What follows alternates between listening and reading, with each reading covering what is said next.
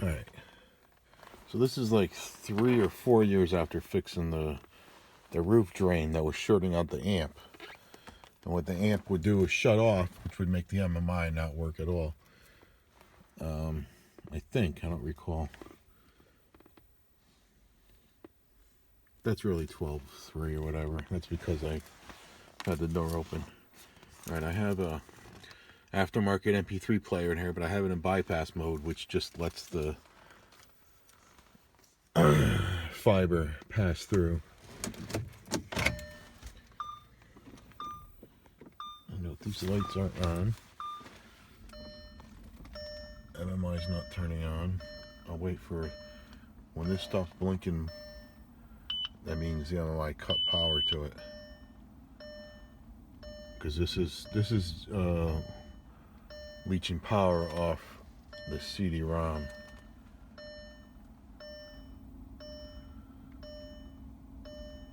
Okay, now I'm gonna push this.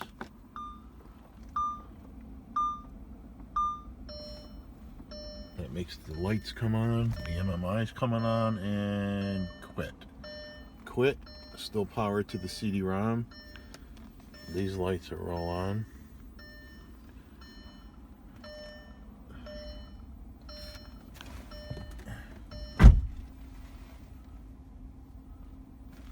These lights are now off. I don't know, maybe because I closed the door. Can you stop complaining? Alright, that's off again. Let's push this.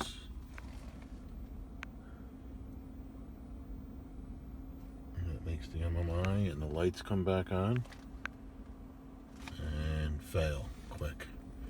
This started happening after the car was sitting outside under a very heavy windy rain. So I'm wondering if something is shorting out. I've had the car sitting inside for 4 days now. Back when that used to get shorted out in the amp from the roof, getting the amp wet, I would just let the car sit inside for like a week and it would dry out and start working again. I did have this car inside for 2 days, like a week ago, and turned it on.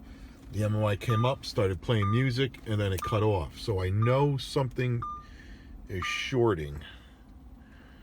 I'm not sure if it's by water, but it just seems like it is going to be water again. But I checked the trunk, I checked the amp, there's no wetness back there at all. So I'm wondering, I never fixed these drains, but I don't find wetness down there.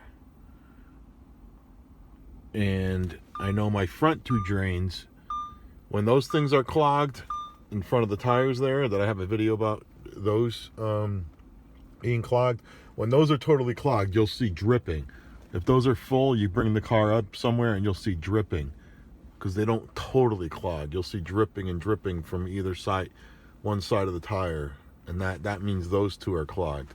So I'm not sure about these being clogged. I never checked those. I'm not sure where that supposedly will make water come down in here, and I'm wondering if that is shorting this system out.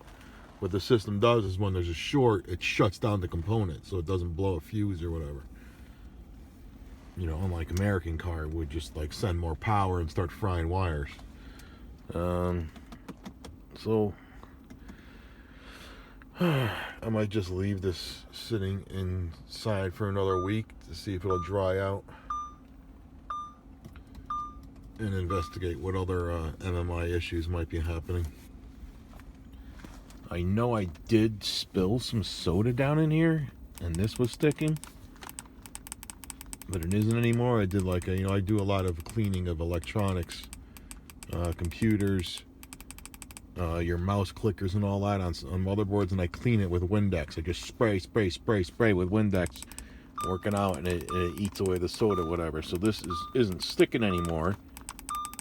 Like, this used to be real slow. So I'm hoping it wasn't related to that, because it was working. It wasn't a lot of soda, but that was like 4 days before. But everything was working perfect until that night we had some real heavy windy rains. really windy. Just pushing those made this come back up, but it's just going to time out again. Yep. Alright, so if I ever figure out what is wrong, I'll make a video on what it was and how to fix it. I'm getting lazy. I got to connect up the VAGCOM and see if there's any error codes. There's no errors here. That's just because I'm in normal mode.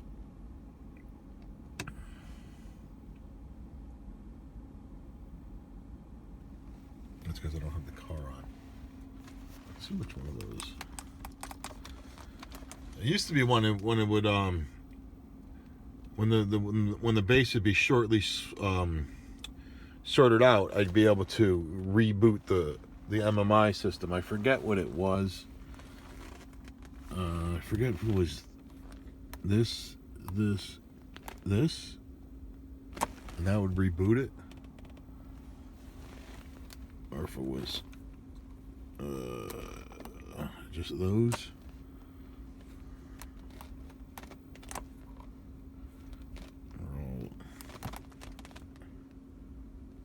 I forgot what the sequence is. I think it's only 3 of them.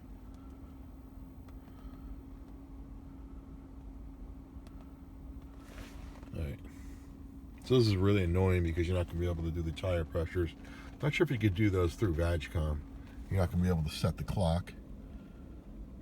So I don't want to disconnect the battery and then lose my clock and date and shit. Alright. I was going to bypass this to make sure it wasn't part of it. That actually takes it in. Pretty sure it's not my shit.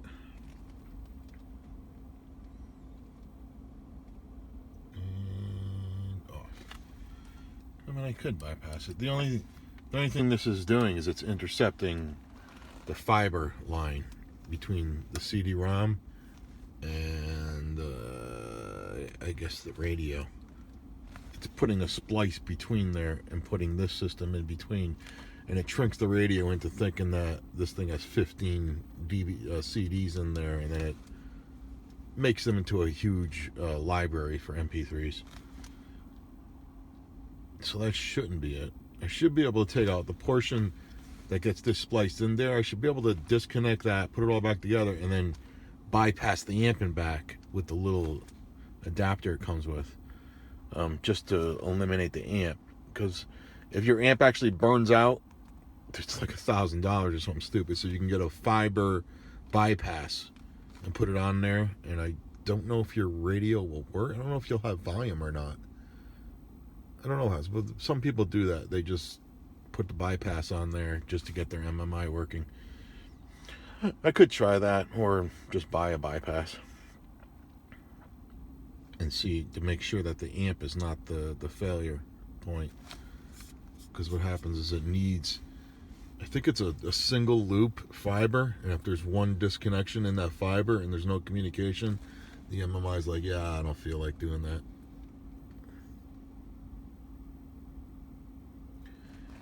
I can't recall if this is different. Alright. Long enough. What are we playing? Sorry. 11. I'm sorry I took the money. Must move one pawn forward 11 squares, or I have to move it even though it says 11. You can't. It says must. I'm sorry I took the money. Okay, it's your turn. I'm sorry I took the money. I'm sorry I took the money. Stop it! I'm sorry I took the money. How old are you? 6 and 3 inches. I think I have to ask my mom.